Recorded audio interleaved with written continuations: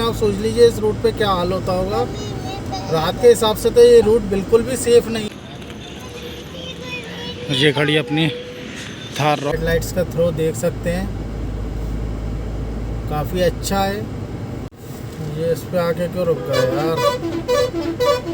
ये खड़ा अपना शेर थार रॉक्स। ये देखिए फ्रेंड्स, हम लोग जिस रूट से जा रहे हैं हमने रतलाम वाला लगाया उधर सावरिया सेट से, तो ये हमको इंटीरियर कोई गांव से ले जा रहा है। बाकी रात में, दिन में ये रूट इतना सुनसान है, तो रात में आप सोच लीजिए इस रूट पे क्या हाल होता होगा। रात के हिसाब से तो ये रूट बिल्कुल भी सेफ नहीं है, तो आप लोग इस रूट से ना आइएगा। ये बहुत ही सुनसान रूट है, इस पे आपको गिनी चुनी गाड़ियाँ मिल रही हैं दिन के टाइम पे, तो आप रात में सोचिएगा फिर इस पे क्या हाल होगा।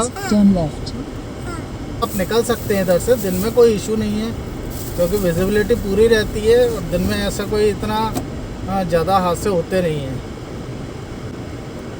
ये देखिए आप कितना ज़्यादा, मतलब पूरा गांव का रूट चल रहा है ये पूरा इंटीरियर्स के रूट्स हैं ये, तो रात में तो ये बिल्कुल भी सेफ नहीं है। Turn right.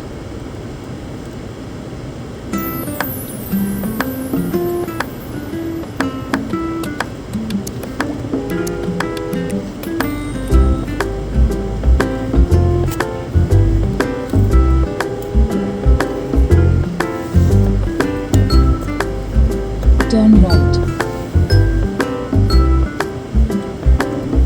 ये रतलाम वाला रूट है जो हमने सावरिया सेट से लगाया है, तो हमको इधर होते हुए ला रहा है गूगल मैप। अब यहाँ से 15 किलोमीटर बाद NH56 लगेगा, तो इधर खाने के लिए कुछ भी नहीं मिलेगा आपको। बिल्कुल गांव का एरिया है, जो बिल्कुल प्योर विलेज बोलते हैं ना, वाला एरिया है। तो आपको सावरिया सेट के अलावा कहीं भी कुछ खाने को नहीं मिलेगा, क्योंकि हम लोगों ने भी सोचा था कि आगे कुछ मिलेगा उधर हम लोग खा लेंगे, बट हम लोग अभी तक चल ही रहे हैं। अब NH56 पे लगेंगे, उसके बाद हमको जो भी रेस्टोरेंट दिखता है देखिए हम उस पर खाना खाएंगे। बाकी अभी हम कंटिन्यूस चल ही रहे हैं, आप रूट देख सकते हैं। देखिए दोनों साइड बिल्कुल जंगल है, बस एक रोड गई हुई है। अब आप लोग देखिएगा, रात के हिसाब से तो सेफ नहीं है, बाकी दिन के हिसाब से आप निकल सकते हैं इधर से।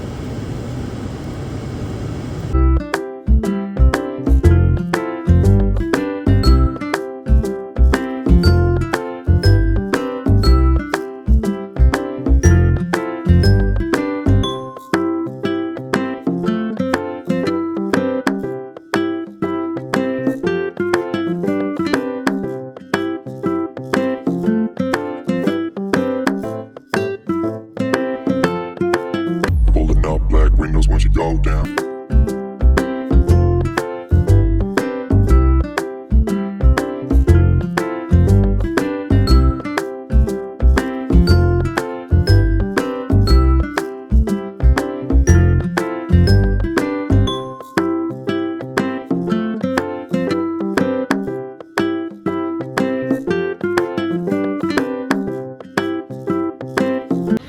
ये देखिए फ्रेंड्स, खाना खा चुके हैं अब हम। इधर ये वाला होटल दी राज पैलेस पे, राम से इस पे हमने खाना खाया था। ये खड़ी अपनी थार रॉक्स, अपना टैंक। चलिए अब अपन चलते हैं फटाक से। ये अपना रिक्वेस्ट सेंसर वाला मॉडल है। तो फ्रेंड्स हमने खाना खा लिया है। इधर का खाना बहुत ही अच्छा है। राज पैलेस होटल है, राज पैलेस होटल का खाना बहुत ही अच्छा है, सर्विस भी बहुत अच्छी है। तो अगर आप लोग इस रूट से निकलते हैं तो इस होटल पे आप खा सकते हैं, बहुत ही अच्छा खाना लगा। तो बाकी अब हम निकल गए अपने सफ़र पे। अब हमको टाइम हो रहा है 6:07। इधर से निकल रहे हैं 290 किलोमीटर अभी हमको जाना है। 290 किलोमीटर अभी भी हमको जाना है। तो अब देखिए अपन आगे का सफ़र कंटिन्यू करते हैं। ये देखिए फ्रेंड्स, अब अपन ने अपना सफ़र वापस से चालू कर दिया है। अब अपन सीधे इंदौर जाके रुकेंगे, अब बीच में कोई भी हॉल्ट नहीं है अपना। और अब अपन थोड़ा सा फास्टली खींचेंगे अपनी कार को। एक्चुअली मैंने अभी इसमें फ्यूल डलवाया था, रिफ़िल करवाया था, तो 30.88 कुछ आया था इसमें। 390 किलोमीटर्स कुछ अपनी गाड़ी चली थी। उसमें बाद अपना जो एवरेज निकला है इसका ऑलमोस्ट 12.9 का एवरेज आया था, मीन्स 13 का एवरेज। और अभी अपनी फर्स्ट सर्विस भी नहीं हुई है, 13 का एवरेज काफ़ी अच्छा दिया है इसने अपन को हाईवे पे, उसमें कोई इशू नहीं है। और बाकी मैं आपको और अपडेट करता रहूँगा। अब शायद इस टाइम में अपन घर पहुँच जाएंगे अपने, क्योंकि नाइट भी होने वाली थी, तो इसलिए मैंने रिफ़िल करवा लिया गाड़ी को।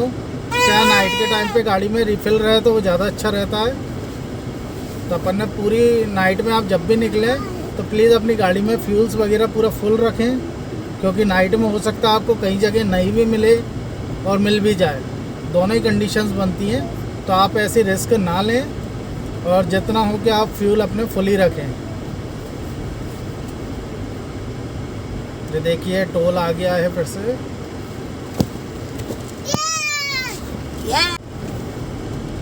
ये देखिए फ्रेंड्स, अपन वापस से वही रूट फॉलो कर रहे हैं। जावरा तक अपना सेम रूट रहेगा।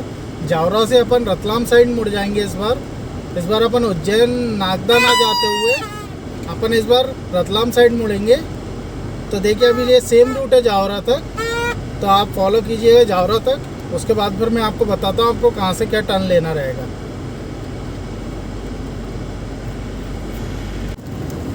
ये देखिए फ्रेंड्स, अभी ट्रांजिशन का टाइम हो रहा है, तो इस टाइम पे देखिए अब ना हमारी गाड़ी की लाइट्स प्रॉपर दिखती हैं, ना ऊपर की विजिबिलिटी हमको प्रॉपर रहती है।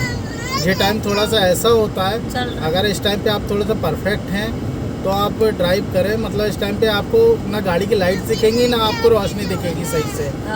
तो ये टाइम थोड़ा सा ही होता है, या तो आप रुक जाएं, नहीं तो अगर आप बिल्कुल परफेक्ट हैं तो ही आप इस पर चलें, वरना थोड़ी देर होल्ड कर लें, थोड़ी देर कहीं पे आप रेस्ट ले लें। और बाकी हम अभी चल ही रहे हैं इसी हाईवे पे कंटिन्यूस। जावरा तक हम पहुंचते हैं और जावरा पर पहुंच के फिर आपको अपडेट करते हैं हम। बाकी आप गाड़ी के हेडलाइट्स देख सकते हैं, आपको तो इसमें काफ़ी अच्छी दिख रही होगी, बट इतनी ज़्यादा भी नहीं है, बट बाकी फिर भी अच्छी है। मतलब आप उस पर गाड़ी चला सकते हैं, ऐसी हेडलाइट्स हैं कि आपको सब दिखेगा आसपास का। बिल्कुल ऐसा नहीं कि जगमग कर देगा, बिल्कुल दिन जैसी रोशनी कर देगा, वो नहीं है हेडलाइट्स, बट बाकी फिर भी काफ़ी अच्छी हैं बाकी स्टॉक हेडलाइट्स से।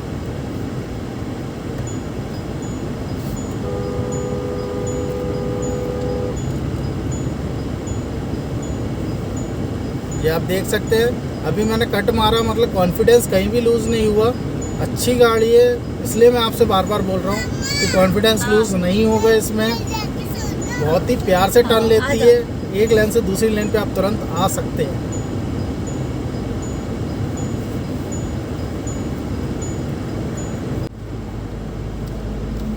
ये देखिए फ्रेंड्स, पूरा नाइट हो चुका है, अभी हम जावरा नहीं पहुँचे हैं। अभी हमको जावरा पहुँचने में भी टाइम है, 76 किलोमीटर्स है। और आप बाकी स्टॉक हेडलाइट्स का थ्रो देख सकते हैं, काफ़ी अच्छा है, फुल नाइट का है, हाईवे ड्राइव है। तो आप देखिए काफ़ी अच्छा आ रहा है, फिर भी विजिबिलिटी इसकी है। स्कॉर्पियन से तो काफ़ी अच्छी है। स्कॉर्पियन मैंने चलाई है 1.5 साल, बट उसमें जब स्टॉक हेडलाइट्स पे तो मैं रात में चल भी नहीं सकता था, मतलब ऐसी कंडीशन थी उसकी। और इसकी ऐसी कंडीशन है कि मैं इस पर एटलीस्ट गाड़ी चला पा रहा हूँ 80 की स्पीड में। तो आप सोच सकते हैं काफ़ी अच्छा है इसका रिस्पांस हेडलाइट्स का। प्लस नीचे के जो प्रोजेक्टर भी चल रहे हैं, अब जुलाई से इसमें प्रोजेक्टर आने लगे थे। मेरा वही वाला मॉडल है, तो नीचे प्रोजेक्टर भी हैं। आप देख सकते हैं सामने की पूरी विजिबिलिटी है, मेरे को ट्रक पे पूरी रिफ्लेक्शन पड़ रहा है, तो विजिबिलिटी अच्छी है इसकी। तो इसके हेडलाइट्स का डन है, काफ़ी अच्छी हेडलाइट्स हैं इसकी।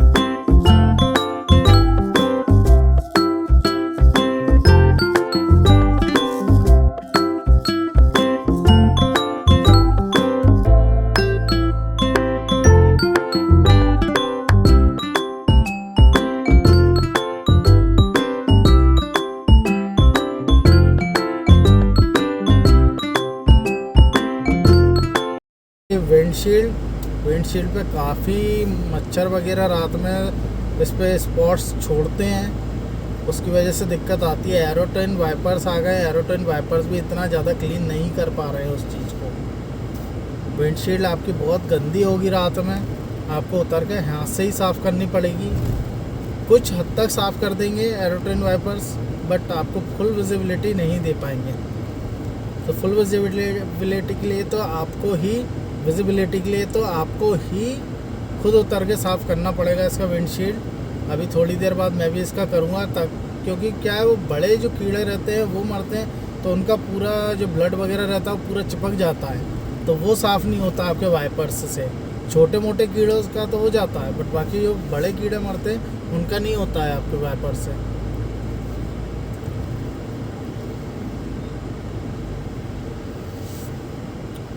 बाकी अभी हमको 244 किलोमीटर जाना है इंदौर के लिए। 244 किलोमीटर की ड्राइव अभी बाकी है। बाकी गाड़ी का परफॉर्मेंस लाजवाब रहा है, थकान जीरो है। हैंडलिंग मैंने आपको दिखाई दी है कि हैंडलिंग में no doubt full to full marks. Handling बहुत प्यारी है, कट आप कहीं से भी मार सकते हैं, लेन चेंज कर सकते हैं, सब मस्त है। मतलब आपको अगर कहूँ XUV 700, स्कॉर्पियो एन और थार, तीनों का मिश्रण मिला है इसमें। आपको तीनों मिला के जी एक परफेक्ट गाड़ी बनाई है महिंद्रा ने, जिसमें आपको सारे फीचर्स भी मिल जाते हैं, रगेडनेस भी मिल जाती है, प्लस परफॉर्मेंस भी मिल जाती है।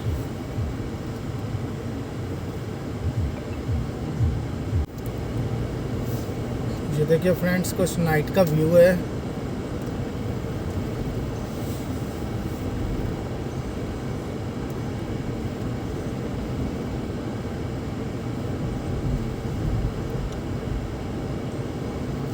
बाकी मैं आपसे बात कर रहा था जैसे कि ये तीनों का मिश्रण मिला के बनाया गया है, काफ़ी अच्छा है। फीचर्स आपको पूरे मिल जाते हैं, वेंटिलेटेड सीट्स आपको मिल जाती हैं, बस 2 ज़ोन AC नहीं मिलता है आपको, तो वो इतना बड़ा कोई इशू नहीं है 2 ज़ोन AC का। वैसे भी आप जब उसको यूज़ करने जाएंगे तो आपको कोई मतलब का नहीं दिखेगा वो 2 ज़ोन AC, क्योंकि केबिन एक ही है आपका, कोई सेपरेशन तो उसमें है नहीं कि आपको 2 ज़ोन AC की आपको नीड हो कि भाई मैं टेम्परेचर अलग कर लूँ या अलग कर लें। गाड़ी एक जैसी चिल होनी है और पीछे वालों के पास वही आवाज़ आनी है जो चिल है। इसलिए सारा रिस्पॉन्स मिला के अच्छे फीचर्स दिए गए, अच्छे से मैनेज की गई है चीज़ें। बाकी रिलायबिलिटी तो है ही सही महिंद्रा के इंजनों के साथ, डीजल इंजन के साथ तो है ही सही महिंद्रा के। पेट्रोल इंजन्स का इतना ज़्यादा नहीं है, आप जब भी लें तो डीजल इंजन में ही लें, भले आपका थोड़ा सा रनिंग कम हो। BS6 इंजन है, इतना कुछ नहीं बिगड़ता है, इतना तो कोई भी आज चला ही लेता है, आप सिटी में भी घूम ही आएंगे। पर इतनी जल्दी रीजनरेशन नहीं मांगती है। मेरी 2 टैंक सिटी में चल चुकी है, अभी तक मेरा कोई रीजनरेशन नहीं मांगा है। ऑलमोस्ट गाड़ी मेरी अभी हो चुकी है, मेरी मतलब 900 किलोमीटर गाड़ी सिटी में चली है, कोई रीजनरेशन का वो नहीं आया। ये सब जो लोग बोलते हैं ना कि रीजनरेशन का इशू आ जाता है, कोई इशू नहीं आया रीजनरेशन का। अगर आप तरीके से चलाएंगे करेंगे, कोई रीजनरेशन का भी इतना इशू नहीं है। मेरी में तो नहीं आया, क्योंकि मैं बिल्कुल लाइट फुट पे चलाता हूँ गाड़ी को, तो मेरी में तो अभी तक रीजनरेशन का कोई भी इशू नहीं आया है। बाकी मैं अभी हाईवे पे आ ही गया 900 किलोमीटर बाद, तो सारे फिल्टर्स वगैरह क्लीन हो ही गए होंगे। और बाकी ऐसा सच अब कुछ बचा तो है नहीं है। मैंने आपको एडास का भी बता दिया है, सब चीज़ें इसकी बता दी हैं मैंने। वेंटिलेटेड सीट्स भी अच्छी तरह काम करती हैं। बाकी मेरी अभी 1440 किलोमीटर की ड्राइव हो चुकी है। 1440 किलोमीटर की ड्राइव में ऐसा कोई इशू नहीं है, ना कोई थकान है ना कुछ है। बस ड्राइव में ज़रूर आपको बहुत मज़ा आएगा। आप जब ड्राइव करेंगे इसको तो आपको मज़ा आएगा, कॉन्फिडेंस आएगा कि आप कहीं से भी निकाल सकते हैं इस गाड़ी को। आप खुद पहले ड्राइव करके देखिएगा, आप दूसरे के रिव्यूज़ में मत जाइए, आप मेरे पे रिव्यूज़ पे मत जाइए, खुद जाइए शोरूम में टेस्ट ड्राइव लीजिए पहले, और थोड़ी सी लॉन्ग टेस्ट ड्राइव लेना, जब आपको इसका समझ में आएगा। अगर आप हल्का फुल्का लेंगे कहीं तो आपको इतना ज़्यादा समझ में नहीं आएगा, थोड़ी सी लॉन्ग ड्राइव लीजिएगा। और ये हमारे एक और टोल आ गया है,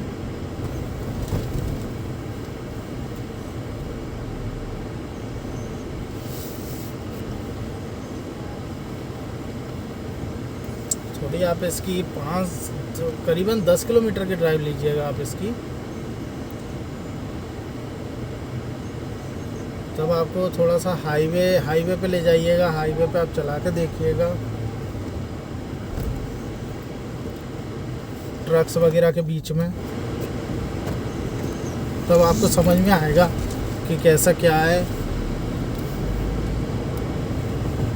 थोड़ा सा आप तेज़ चला के देखिएगा तो समझ में आता है। और एक्चुअली उनके कभी ड्राइविंग जो व्हीकल्स रहते हैं उनकी भी प्रॉपर सर्विसिंग वगैरह नहीं हुई रहती है, इसलिए मैंने खुद ने टेस्ट ड्राइव लिया था, तब उसके व्हीकल्स में हवा ही नहीं थी टायरों में। तो ये कि इतना ज़्यादा नहीं आया था, बट फिर भी आप ले जाएंगे तो आपको एक अंदाज़ा तो लग ही जाएगा कि हमको ये व्हीकल लेना चाहिए कि नहीं लेना चाहिए। अगर आप सेडान से आएंगे, मोनोकॉक चेसिस से आएंगे, तो मैं आपसे कहता हूँ कि आपको महीने भर कम से कम एडजस्ट होने में लगेगा लेटर ऑन फ्रेम के साथ। और लेटर ऑन फ्रेम से आएंगे आप तो आपको कोई इशू नहीं आएगा, आपको उल्टा मज़ा ही आएगा।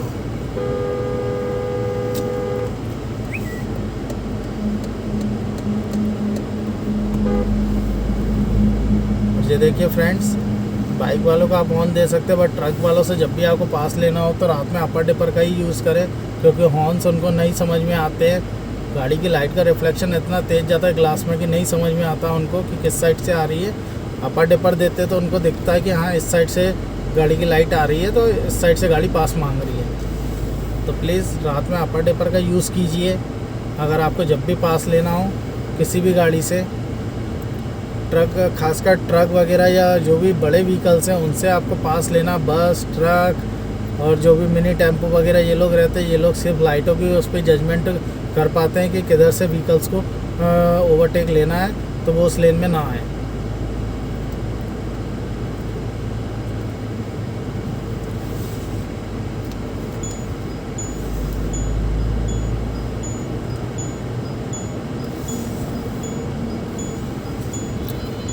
बाकी जब भी आप रात में लेन चेंज करें तो आप इंडिकेटर का यूज़ करें प्रॉपर, क्योंकि कभी भी हम बिना इंडिकेटर के यूज़ करते तो पीछे वाले को नहीं दिखता है, क्योंकि रात में वैसे विजिबिलिटी कम रहती है।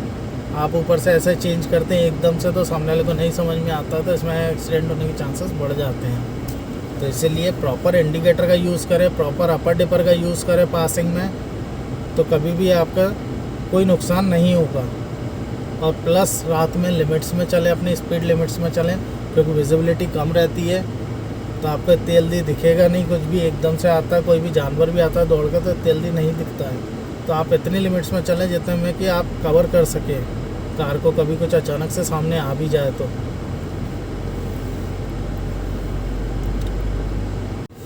ये इस पे आके क्यों रुक गए यार?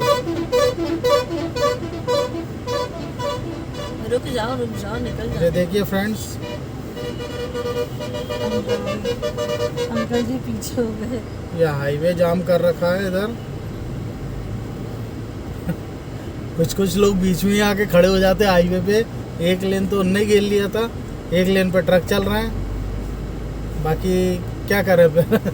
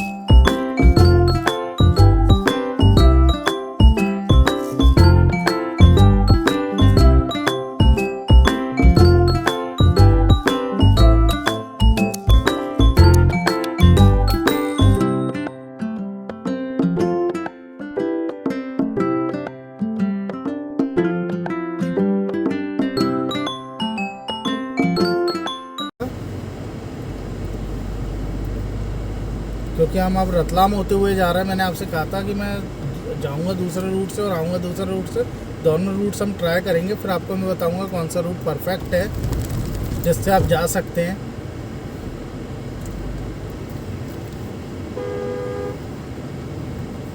आपको मैं बता पाऊँ इसलिए मैं अलग अलग रूटों से ट्राई कर रहा हूँ, क्योंकि मैं खुद पहली बार आया हूँ।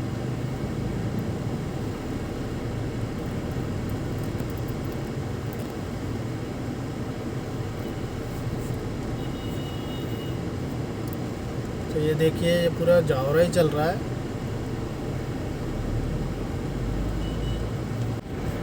फ्रेंड्स, अभी तक 530 किलोमीटर्स अपन चला चुके हैं अपनी थार रॉक्स को, और सीरियसली अभी तक कोई थकान नहीं हुई है मेरे को। बहुत परफेक्टली चल रही है, परफॉर्मेंस भी अच्छा है, मज़ा भी आ रहा है चलाने में, और थकान नाम की कोई चीज़ नहीं है। आप इजीली ड्राइव कर सकते हैं। देखिए, मैंने 530 चला लिए। इवन मेरे को अभी 170 किलोमीटर्स और जाना है मेरे को, तो आप 530 में 170 और जोड़ लीजिए, ऑलमोस्ट 700 किलोमीटर्स करीबन हमारा हो जाएगा। तो देखिए, एक दिन में 700 किलोमीटर एक गाड़ी को चलाना, मतलब वो कंफर्टेबल होगी जब भी चला पा रहे हैं, वरना हर कोई नहीं चला सकता। कंफर्टेबल नहीं हो गाड़ी तो आप नहीं चला सकते हो 700 किलोमीटर्स एक दिन में। तो मतलब कंफर्टेबल गाड़ी है, फैमिली पर्पस गाड़ी है, परफेक्ट है थार रॉक्स। फ्रेंड्स, हम अब रतलाम की साइड जा रहे हैं। प्यासू लग रही है। हमको NH 156 पे ही स्टे करना है। अभी NH 156 पे चल रहे हैं।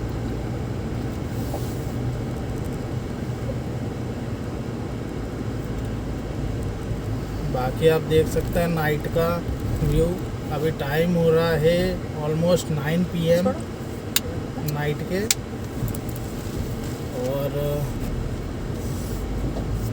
बाकी हाईवे अच्छा है ही सही है वाला, स्मूथली चल रहा है, कोई दिक्कत नहीं आ रही है कहीं से कहीं तक।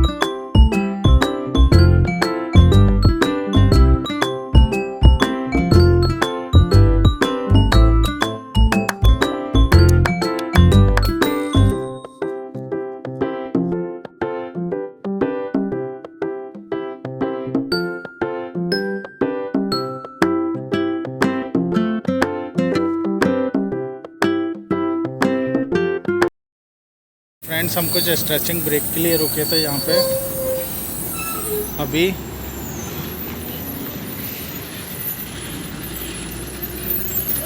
तो अभी हमको करीब करीब 160 किलोमीटर और जाना है। ये खड़ा अपना शेर थार रॉक्स, जो कि कंटिन्यूस चली आ रही है। विंडशील्ड बहुत गंदी हो गई, मेरे को वो भी साफ़ करना है उसका, मैं इसलिए रुका हुआ हूँ। बाकी आप बताइएगा कैसी लग रही है।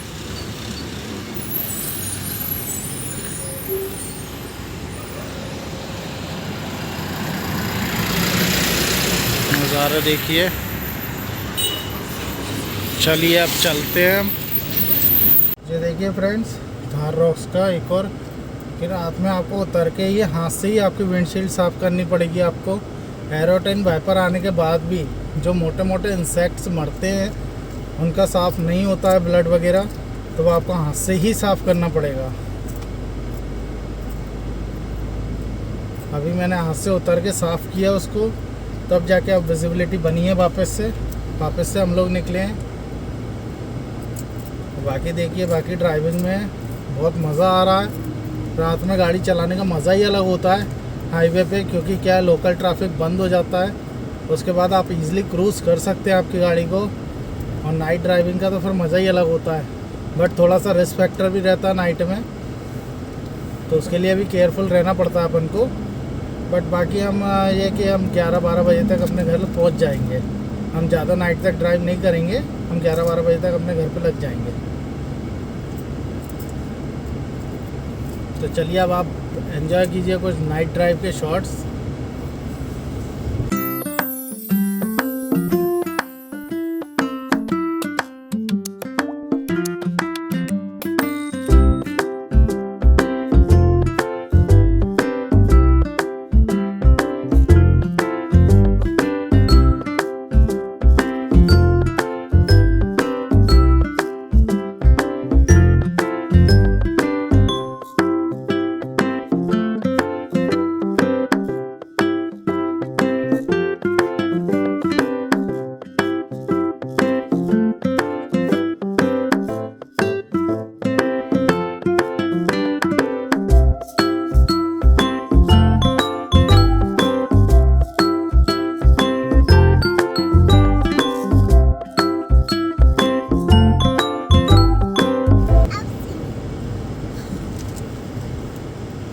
Alexa, play Baba Baba Black Sheep. Baba Black Sheep by Coco Melon from Geo Sawan. हाथ दिखा जरा, पकड़ के बैठना बंदो।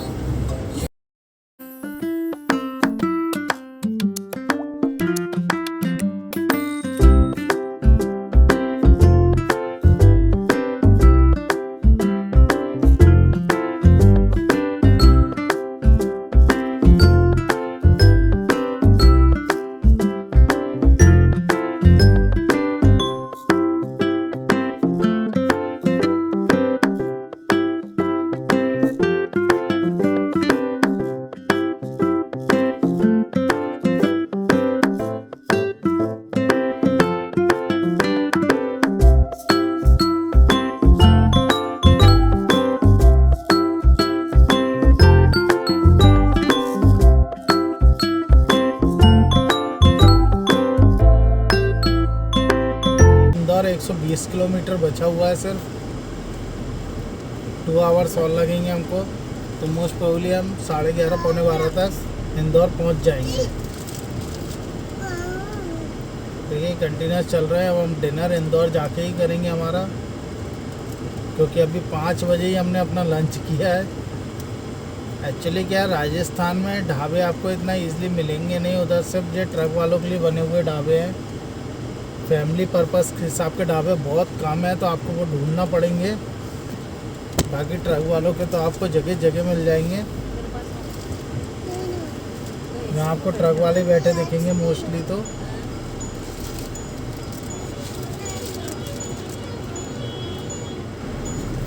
ये देखिए कंजेशन हो रहा है इधर।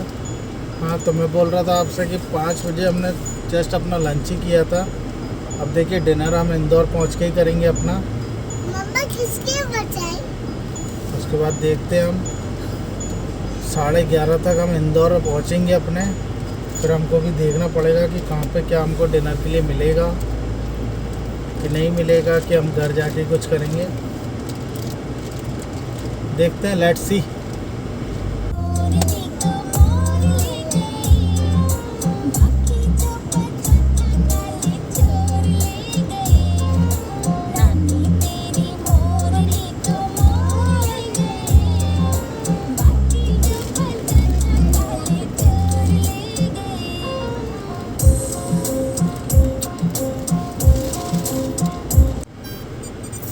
ये देखिए फ्रेंड्स, घाटा बिल्लौद के इधर अपना ये कंस्ट्रक्शन का वर्क चल रहा है। तो अभी इधर सिंगल रोड ही किया हुआ है उन लोगों ने। ये देखिए साइड में बैरिकेड्स लगे हुए हैं पुलिस के। तो इनसे उन लोगों ने एक ही रोड को 2 पार्ट में डिवाइड करके चला रखा है, क्योंकि उस साइड काम चल रहा है रोड पे। उस साइड का भी चालू नहीं है। बाकी है पूरा नेशनल हाईवे ही, आपको कहीं भी गांव वगैरह में से नहीं उतरना पड़ेगा। अभी तक हम घाटा बिल्लौर तक आ गए। घाटा बिल्लौर तक हमको NH 156 ही मिला है, जिस पे हम कंटिन्यूस चले आ रहे हैं। जो हमारा चित्तौड़गढ़ वाला हाईवे था उसी को हमने नहीं छोड़ा, उसी पे हम चले आ रहे हैं NH 156 पे।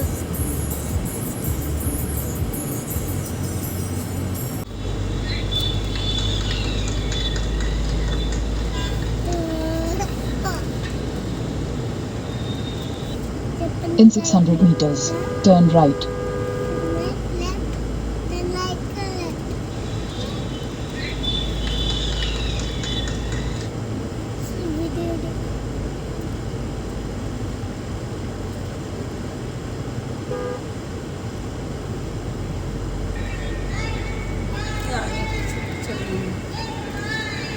Turn right onto Ghat Bilod, Dhar Road, Ghat Bilod Dhar bypass stretch.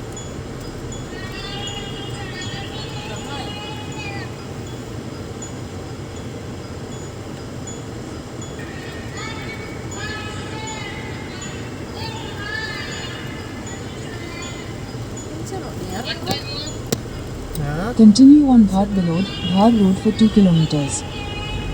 2 kilometre बाद NH 47 मिलेगा इससे। वही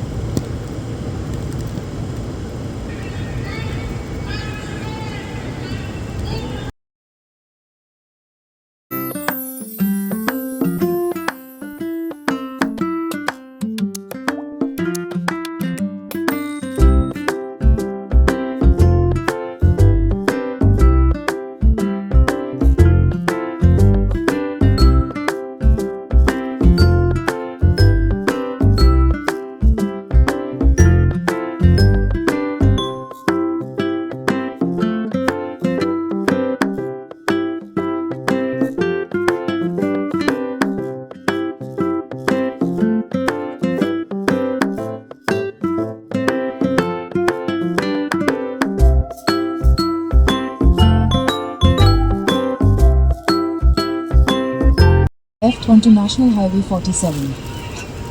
ये देखिए फ्रेंड्स, ये हम मर्ज हो रहे हैं धार हाईवे पे, जो कि ये अहमदाबाद हाईवे भी कहलाता है।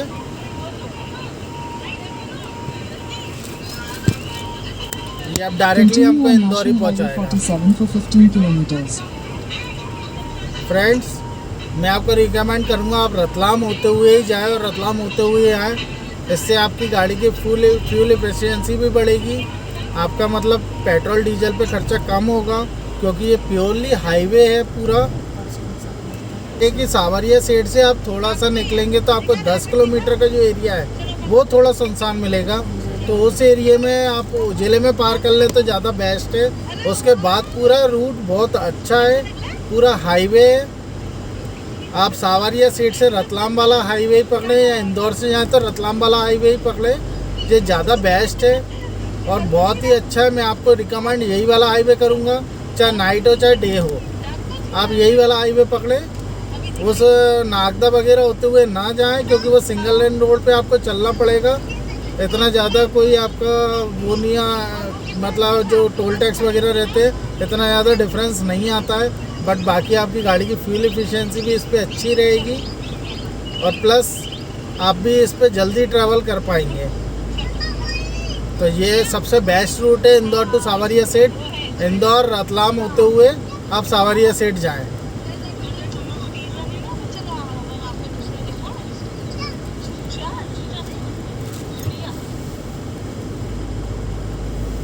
मैं इसलिए इस रूट से आया, मैंने कहा आपको दोनों रूट दिखा दूं। जाते समय भी आपने देखा था सिंगल लेन था पूरा, बहुत परेशानी हुई थी उस जगह पे अपन को। और आते समय अपन को इतना कुछ भी नहीं लगा, अपन सीधे नेशनल हाईवे चल रहे हैं। ये अपनी सेफ्टी के लिए भी अच्छा है, कोई रिस्क फ्री है बिल्कुल, और आप इजीली अपनी फैमिली के साथ ट्रैवल कर सकते हैं, जैसे कि मैं अभी अपनी फैमिली के साथ ट्रैवल कर रहा हूँ। तो मैं रिकमेंड करूँगा आपको रतलाम वाला रूट ही पकड़ें आप, धार रतलाम वाला, उससे सावरिया सेठ जाएँ, बहुत बेस्ट रूट है और आपको ड्राइविंग में भी कोई दिक्कत नहीं होगी, प्लस सेफ्टी भी पूरी रहेगी अगर आप नाइट में भी ट्रैवल करते हैं तो।